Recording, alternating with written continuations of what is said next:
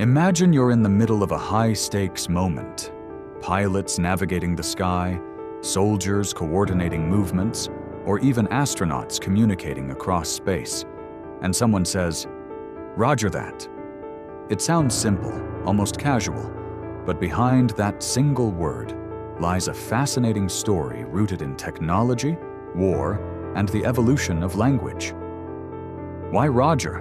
Why not received or understood? The answer takes us back to a time when clear communication wasn't just important. It was a matter of survival.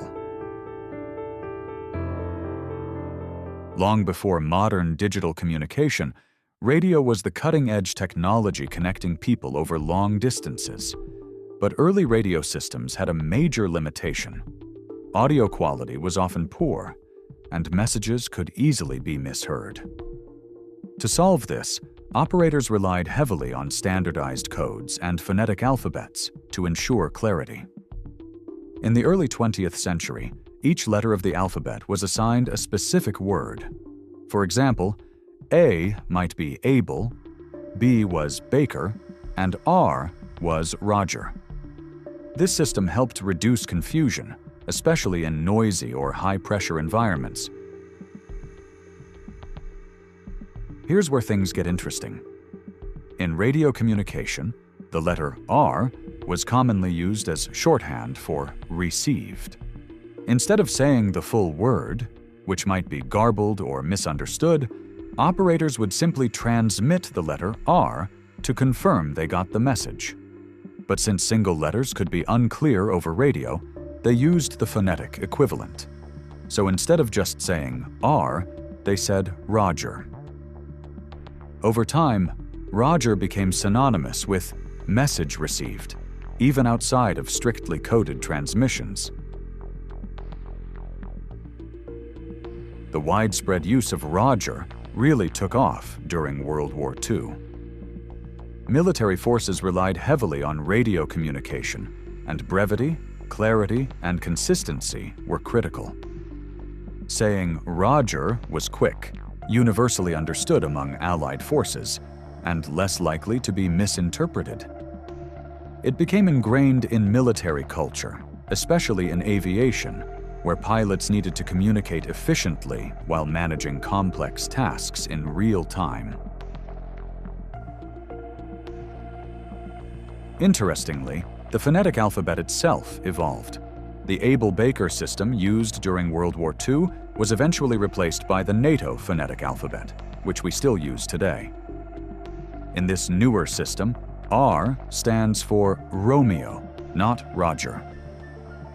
But by the time this change happened, the word Roger was already deeply embedded in communication habits. It had taken on a life of its own, no longer just representing a letter, but a full acknowledgement. Another subtle detail is that Roger doesn't technically mean I understand. It simply means I have received your message. That distinction matters, especially in precise communication settings like aviation or military operations.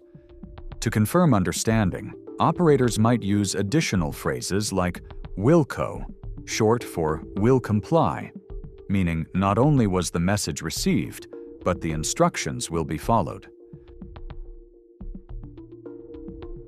Over time, Roger that moved beyond military and aviation use and entered everyday language. Today, people use it casually in conversations, movies, and even humor, often without realizing its origins. It carries a tone of confidence, efficiency, and acknowledgement, qualities that made it so valuable in its original context. So the next time you hear or say, "Roger that," you're not just using a catchy phrase.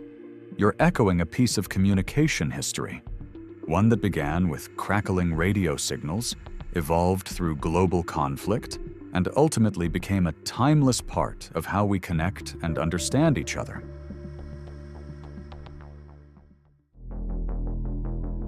Thank you for watching.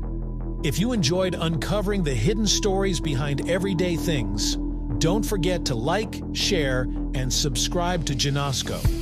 Hit the bell so you never miss a new discovery.